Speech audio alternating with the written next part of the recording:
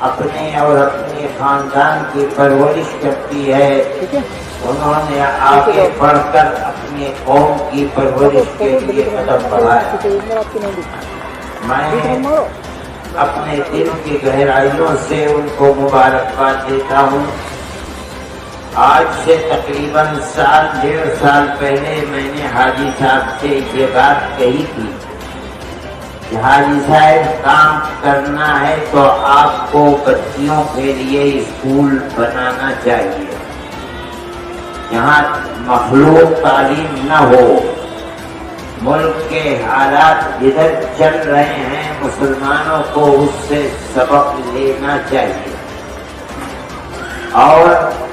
اپنی بچیوں کے لیے الگ اسکول بنانے چاہیے۔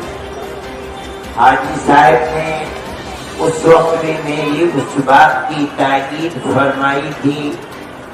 مجھے اس بات پر بڑی خوشی ہے کہ آج کچھ دنوں کے بعد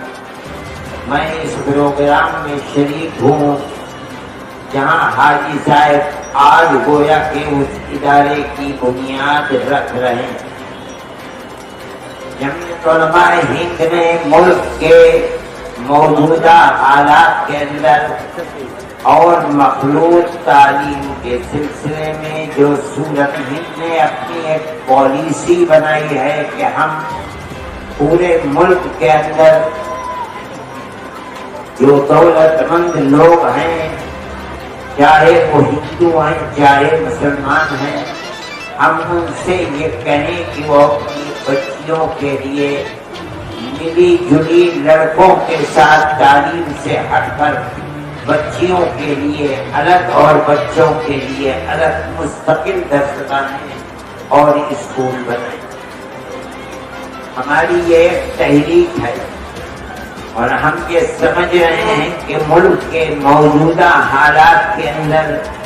اس تحریک کا ہونا ضروری ہے، ورنہ جھگڑے، مار پیٹ، قتل و غارت گری اور اس طرح کے بے شمار مسائل نا سمجھ بچیوں کی آزادی کی بنیاد پر، چاہے وہ مسلمان ہوں چاہے ہندو ہوں، جو مسائل کھڑے ہوتے ہیں وہ انتہائی خطرناک ہوتے ہیں۔ اس لیے یہ ضروری ہے ہر مسلمان اور ہندو کے دل کی یہ آواز ہوتی ہے کہ آج ہماری زندگی میں ہمارے گھروں کے اندر مذہب زندہ ہے تو ہماری موت کے بعد بھی مذہب ہمارے گھروں سے نہ نکل پائے۔ ہماری آنے والی نسلیں مذہبی ہوتے ہوئے خواب کبھی پورا نہیں ہو سکتا، زندہ تعبیر نہیں ہو سکتا۔ اس لیے یہ ضروری ہے کہ آپ الگ الگ مدرسے اور اسکول بنائیں، بچوں کو پڑھائیے، بچیوں کو بھی پڑھائیے، مگر مخلوق تعلیم نہ۔ ایک دوسری چیز، ملک کی آزادی کے بعد جو نظام تعلیم آیا ہے وہ نظام تعلیم انتہائی بھیانک ہے، اس لیے کہ چاہے وہ ادارے ہندوؤں کے ہوں چاہے مسلمانوں کے ہوں، ان اداروں کے اندر صرف اور صرف ان اسکولوں کے اندر دنیا کی تعلیم ہے، دین کی تعلیم بالکل نہیں۔ اس کا نتیجہ یہ ہے کہ ملک کے اندر کہیں کسی کے دل میں نہ خوف خدا ہے۔ پہلے ہندو کے دل میں بھی اپنے پرماتما اور ایشور کا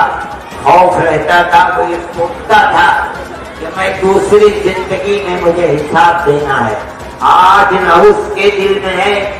اور نہ مسلمان کے دل میں ہے، لیکن مسلمانوں کے دل میں کچھ ان مدرسوں کی وجہ سے یہ خیال خوف آخرت زندہ ہے۔ چنانچہ میں آپ کو کہتا ہوں، برا نہ لگے کہ ملک کی دولت 1000 2000 نہیں، لاکھوں ہزار کروڑ کی دولت ملک کے دولت مند لے کر کے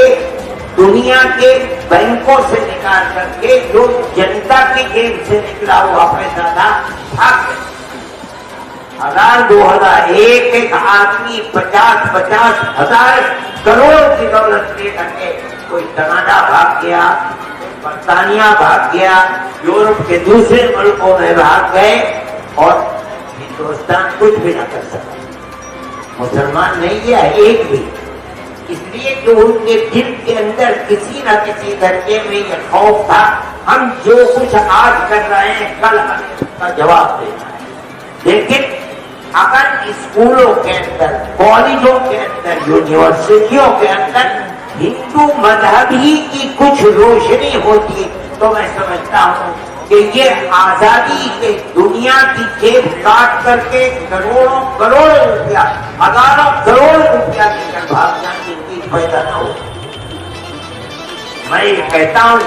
کہ آپ ایک مدرسہ میں مشغول نہیں، آپ کو ہر جگہ اسکول بنانے چاہیے،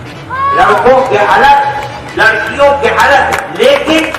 میں اس کو ضروری سمجھتا ہوں کہ انہی اسکولوں کے اندر آپ اپنے بچوں کو، بچیوں کو مذہب ضرور سکھلائیں تھوڑا بہت، تاکہ ان کے اندر یہ احساس ہو کہ ہم اس دنیا میں جو کچھ کریں گے موت کے بعد ہمیں اس کا حساب دینا ہے۔ ہم کسی کی جیب نہیں کاٹیں گے،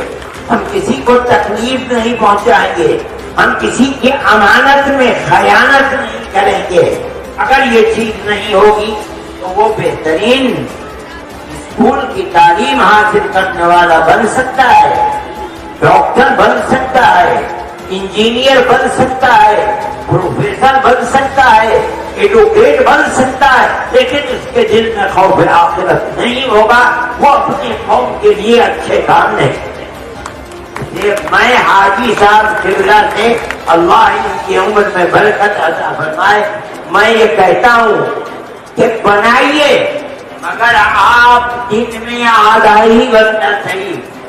یہ بھی نہ ہو سکے تو ہفتے میں 1 گھنٹہ صحیح اپنی ہر بچی کو دین کی تعلیم ضرور سکھلائیں، امانت و دیانت کا سبق سکھلائیں، ماں باپ کا احترام کرنے کا سبق سکھلائیں، اپنے گھریلو زندگی کے اندر اسلام کو زندہ رہنے کا سبق سکھلائیں۔ اگر آپ اس طرح پڑھائیں گے بچی کو تو آپ نے گویا کہ اپنی دنیا، اپنے ملک اور اپنے دین کی خدمت کی ہے، ورنہ صرف دنیا کی خدمت کر کے اپنے گھروں کے اندر آپ دین کے روشنی کو نہیں بنتے۔